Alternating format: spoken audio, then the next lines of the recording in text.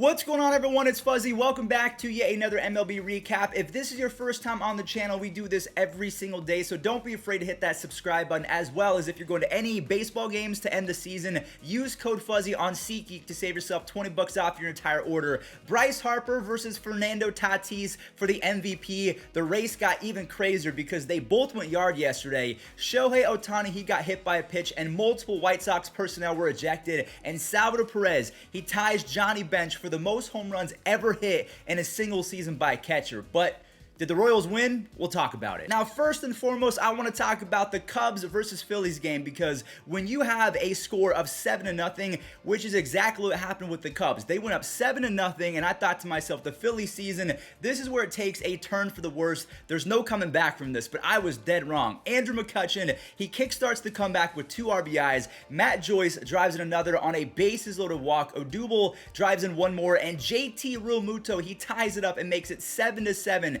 on a 2-run single. So again, 7-7, and Bryce Harper punches a double to left field for an RBI in the 6th inning, and Didi Gregorius, he delivers with 2 more in the 6th inning, but the Phillies were not done just yet. Odubel drives in 2 more, and Bryce Harper goes to the second deck, his 33rd home run. He now has a 183 OPS plus, not in the second half, for the entire season. Gene Segura drives in 2 more, and the final box line is 17-8. The Phillies are the first team in National League history to be down 7 runs and then win by 9. And honestly, I think it's because of the blue uniforms. Those things are magical. We've been talking about the Padres and the Reds hand in hand, because those are the 2 teams that are fighting for the final wild card spot in the National League, along with the Cardinals. But the Cardinals, they didn't play yesterday. So let's talk about the Padres versus the Giants. Trent Grisham, as we just saw, had a nice little sac fly, and Fernando Tatis Jr., he belts number 39. Again, the MVP race between Harper and Tatis,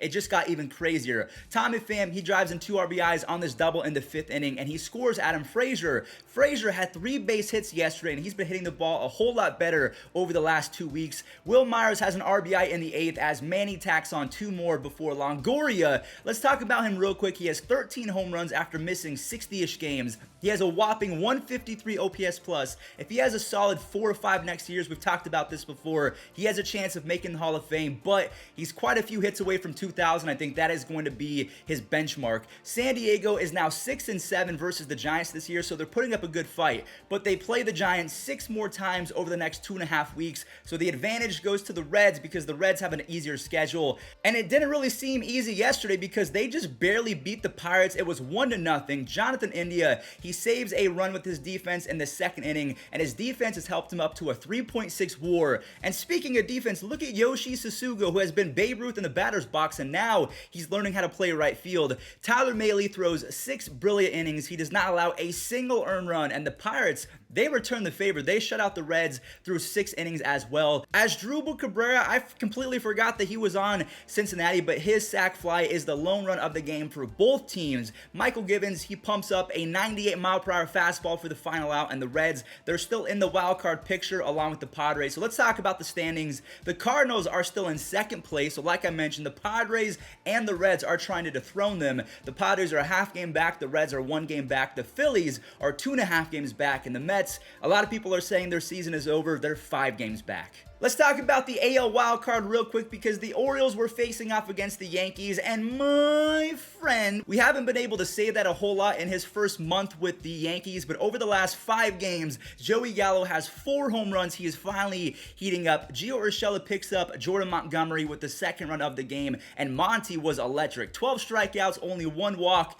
He did allow 1 earned run to Ryan Mountcastle, so Ryan's 29th home run passes Cal Ripken Jr. for the Baltimore rookie record. Anthony Rizzo, he helps out Jordan in the 6th inning on a fantastic play in foul territory, but then Gutierrez, he scores on a wild pitch. It was a sinker that Gary Sanchez was unable to catch. This was with 2 strikes and 2 outs. Aaron Boone was very critical of Gary Sanchez after the game. Austin Hayes, he is the Yankees killer. He gets the job done. He now has 5 home runs and an 882 OPS against the Yankees in 16 games. Moving on over to the A's versus the Royals. Salvador Perez, early on in the game, he ties ties an MLB record. 45 home runs puts him even with Johnny Bench, who had 45 back in 1970. That year he won MVP, but we all know Vlad Jr. and Shohei are way ahead, even Aaron Judge and guys like that. Josh Harrison singles in the first run of the day for the A's, and then the A's get lucky and they tied up after an error. Chad Pinder breaks the tie with 2 RBIs, and Blackburn, he did not allow a single run against the Royals for the rest of his start. The score stays 4-2 going into the 9th, with the A's are up for 3 runs. Let's see if Josh Harrison, who now has 7 RBIs in the series. The A's are on a 2-game winning streak, and they're 3 games back for the wild card, but they have a pretty tough schedule. So here's how the wild card is shaping up. The Yankees are now a half game back of the Blue Jays and the Red Sox, so currently they're out of the playoffs. The A's are 3 games back, and the Mariners are 4 games back, and I think the A's and the Mariners, they play each other in the final series of the season. That's going to be crazy. And then the final 3 games from yesterday, we have the Rays versus the Tigers. Yandy Diaz, he lifts off for a 440-foot blast. Randy Arozarena, he contributes with a sac fly later on. And Tampa Bay, they use their speed in the 5th. Manuel Margot gets on base, and Kevin Kiermaier is able to score. So the score is now 3-1. Scratch that, it is 5-1 after Mike Zunino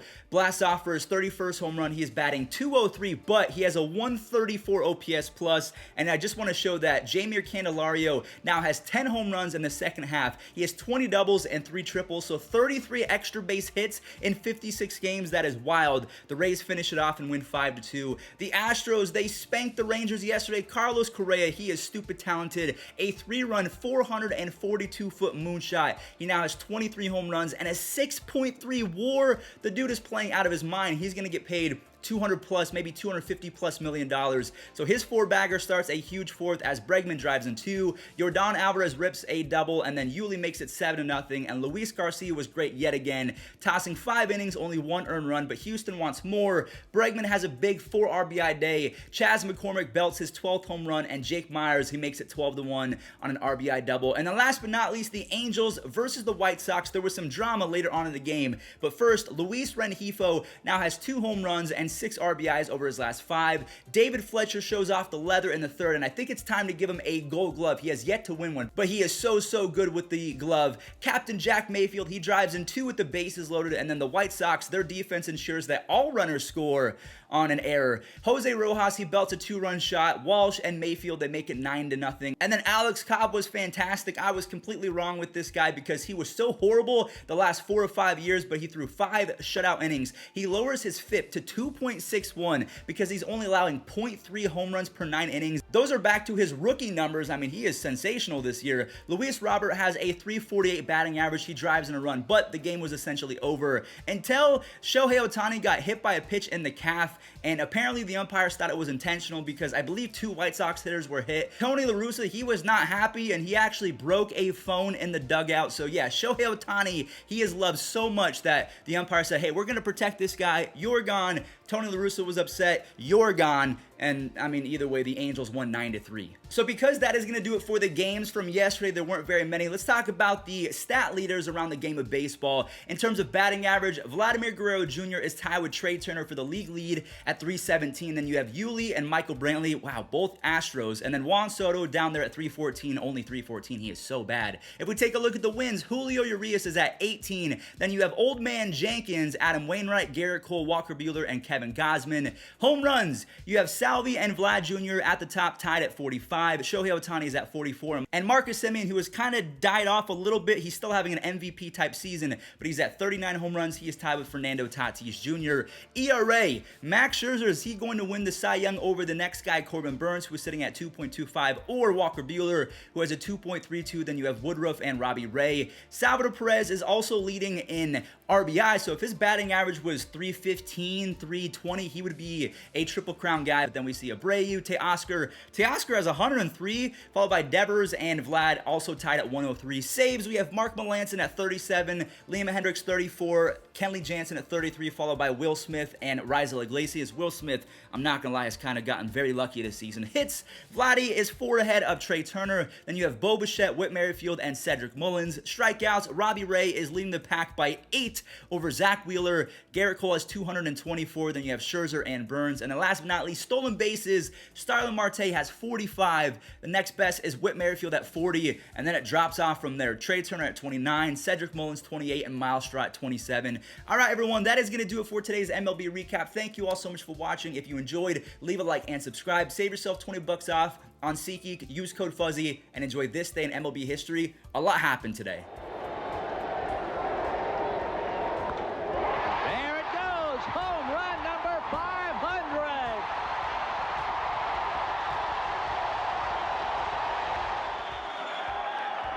Got him. Hideo Nomo has done what they said could not be done. Not in the Mile High City. Not at Coors Field in Denver. Shift is on for Bonds. Bonds hits one to left center field. He hits it well. Let's go back. It is out of here. Aaron, Ruth, and now Bonds. The 700 home run club. As Bonds steps on. Casale. Here it is. Yelich knocks one to the gap in right center. This could be the one. He's going to be held to a double. He's trying for three. He's going to do